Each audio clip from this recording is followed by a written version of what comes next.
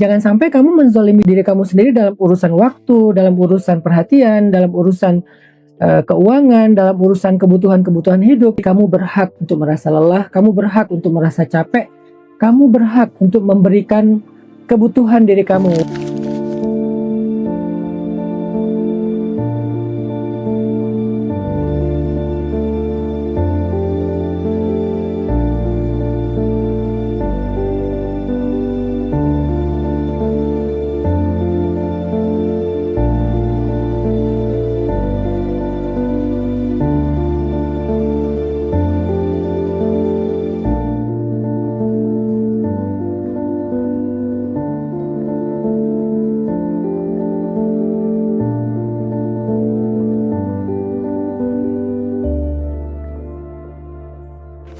Seperti apa sih kita menghadapi rasa lelah, capek dalam segala dinamika dan realitas kehidupan kita?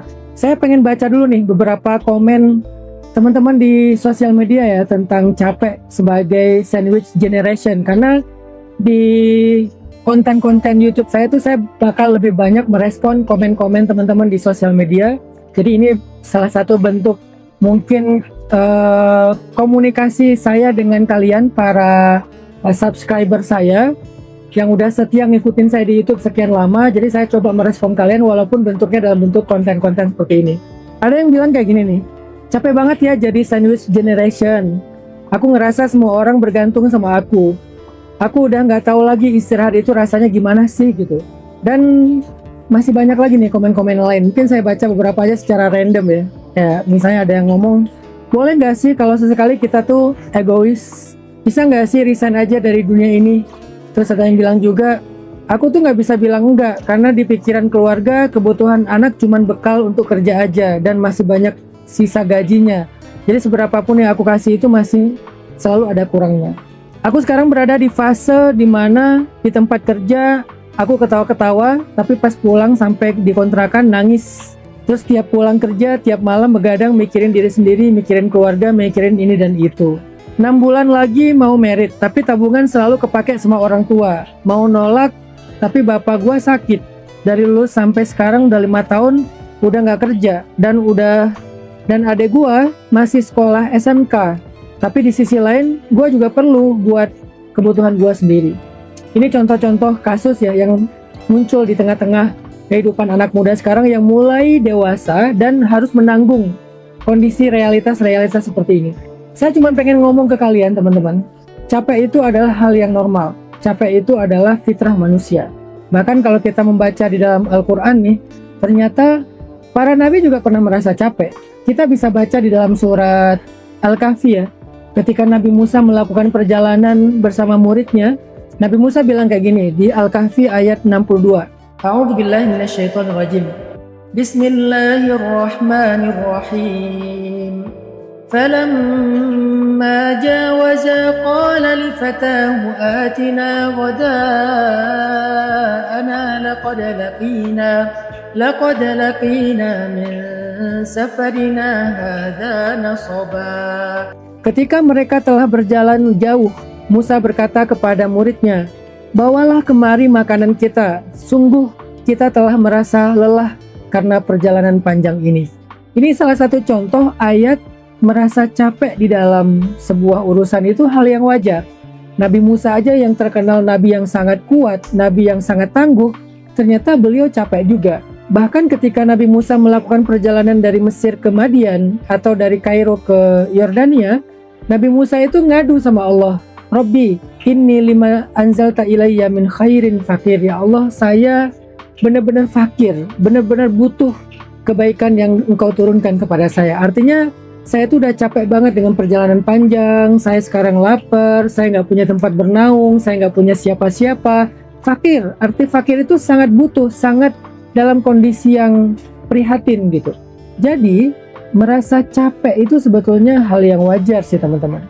Kalian gak perlu ngerasa bersalah ketika sesekali kalian ngerasa aku capek banget, aku lelah banget, aku penat banget, aku tertekan banget, aku kayaknya ngerasa exhaust banget, aku ngerasa udah habis-habisan lelahnya. Itu hal yang wajar teman-teman. Para nabi pun merasakan seperti itu. Nabi Musa, Nabi Ibrahim, Nabi Ismail, Nabi Muhammad SAW. Jadi merasa lelah itu bukan hal yang berlebihan, merasa lelah itu bukan hal yang nggak normal, merasa lelah itu sesuatu yang sangat wajar, itu adalah fitrah kita. Sehingga ketika Nabi Musa merasa lelah, Nabi Musa minta kepada muridnya untuk dihidangkan kembali makanan yang mereka udah siapin. Kalau dalam bahasa mental health, makan enak itu adalah salah satu bentuk self-reward atau dopamin. Dan itu hak semua kita.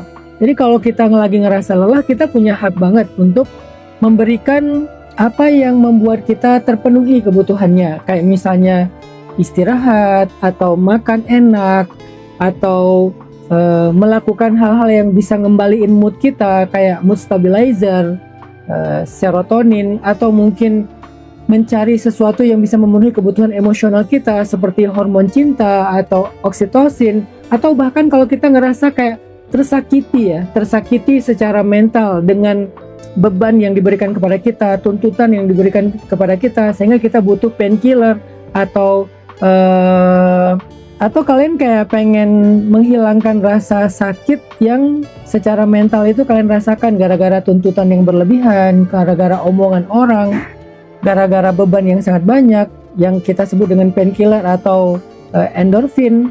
Itu nggak apa-apa banget. Kalian bisa mencari endorfin dengan olahraga, itu hak kalian. Walaupun olahraga kadang-kadang butuh sedikit modal, kayak misalnya menjalankan hobi, kalian harus bayar lapangan atau patungan sama teman-teman, nggak apa-apa, itu hak kalian.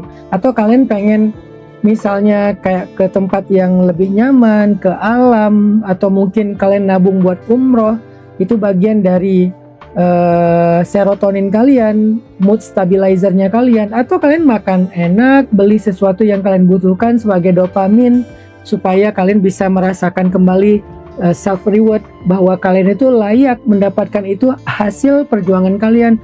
Itu sesuatu yang wajar. Apa dalilnya?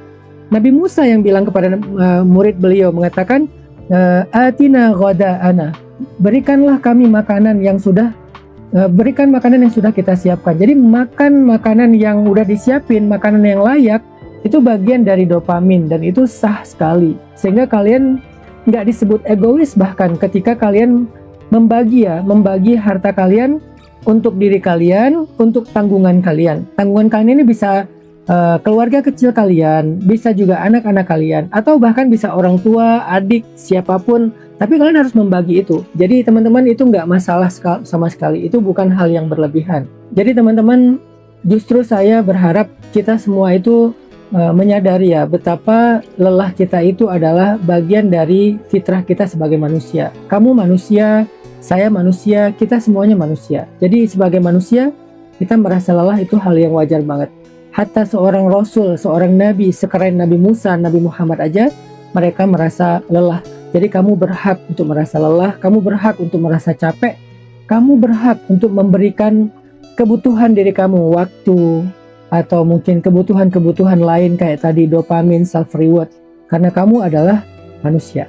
Mungkin sebagian kita berpikir kayak, gimana ya cara kita mau memberikan hak diri kita kalau misalnya tuntutannya aja lebih dari yang kita punya, atau pas-pasan gitu. Jadi uang kalian tuh habis buat orang tua dan buat adik-adik.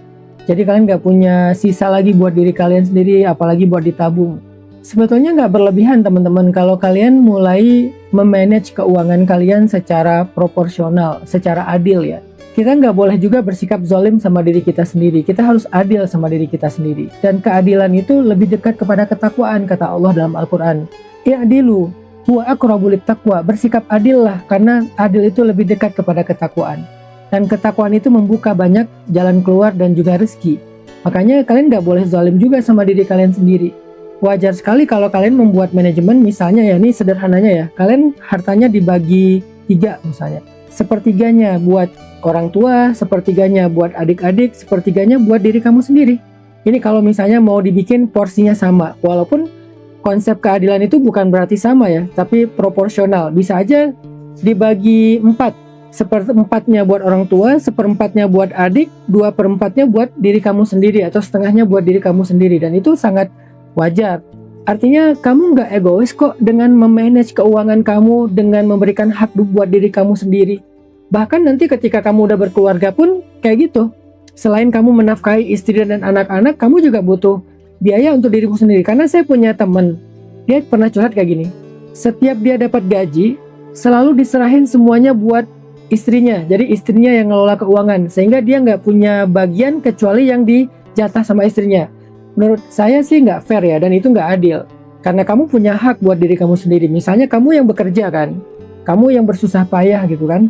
Kamu punya hak untuk menguatkan diri kamu dengan dopamin tadi, dengan endorfin tadi, atau dengan kebutuhan-kebutuhan yang lain. Sehingga kamu yang memanage keuangan kamu. Misalnya kamu nyerahin buat istri kamu setengah, terus kamu kelola sendiri seperempatnya lagi mungkin buat orang tua, mertua, adik, atau siapapun yang membutuhkan yang bagian dari beban kamu dalam hidup. Itu nggak apa-apa banget teman-teman. Itu nggak zalim, itu nggak berlebihan, bahkan itu udah sangat baik gitu. Walaupun sampai kamu mengelola semua sendiri pun nggak masalah sebetulnya. Tapi ya mungkin ada orang yang dia tuh nggak tega sama pasangannya, sama anak-anaknya, sehingga dia serahin buat istrinya yang ngelola. Tapi jangan sampai kamu menzalimi diri kamu sendiri. Intinya di sini adalah manajemen keuangan secara adil, khususnya adil terhadap diri kamu sendiri.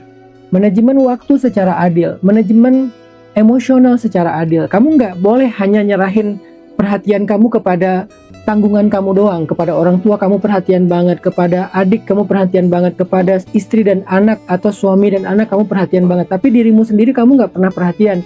Itu nggak adil sama diri kamu sendiri. Waktu juga kayak gitu. Kamu nyerahin waktu buat kerja, buat orang tua, buat adik, buat keluarga, tapi pertanyaannya, kamu udah punya waktu belum buat diri kamu sendiri? Buat kamu merenung, buat kamu refleksi, buat kamu menyendiri, buat kamu istirahat. Jangan sampai kamu menzalimi diri kamu sendiri dalam urusan waktu, dalam urusan perhatian, dalam urusan keuangan, dalam urusan kebutuhan-kebutuhan hidup. Itu nggak fair, itu nggak adil. Dan Islam itu menyuruh kita bersikap adil. Dan yang terakhir teman-teman, saya pengen ngajak kalian untuk merenungkan satu hadis Nabi SAW tentang rasa lelah ya.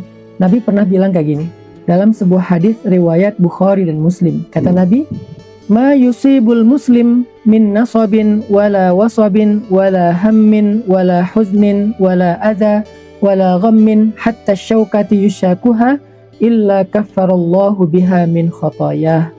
Artinya, tidaklah seorang muslim tertimpa lelah, penyakit, kesedihan, kegelisahan, gangguan, kesusahan, bahkan duri yang menusuknya di jalan, melainkan Allah akan menghapus bagian dari dosa-dosanya karena hal itu. Hadis Bukhari dan Muslim.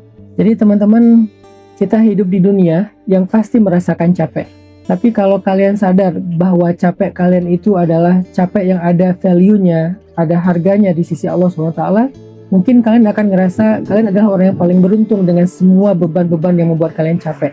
Tanpa harus menzalimi diri sendiri, tanpa harus melupakan hak diri kalian secara adil.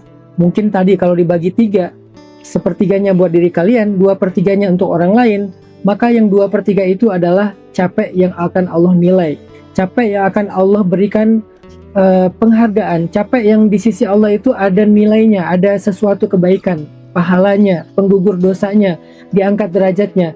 Jadi intinya capek kalian itu nggak sia-sia teman-teman. Selama ini kalian udah banyak berkorban, pengorbanan kalian itu nggak akan sia-sia. Dan kata Nabi, tidak ada satupun kebaikan yang sia-sia di sisi Allah, walaupun sekedar tersenyum di wajah saudaramu atau memindahkan duri dari jalan. Jadi kalau kalian udah berkorban sejauh ini, insya Allah kalian orang yang hebat dan kalian orang yang sangat spesial di sisi Allah SWT. Tunggu aja, Allah akan membalas semua lelah dan capek kalian di dunia dan di akhirat. Kalau nggak hari ini, mungkin besok, mungkin tahun depan, dan pasti Allah akan membalas semua itu. Barakallahu fikum.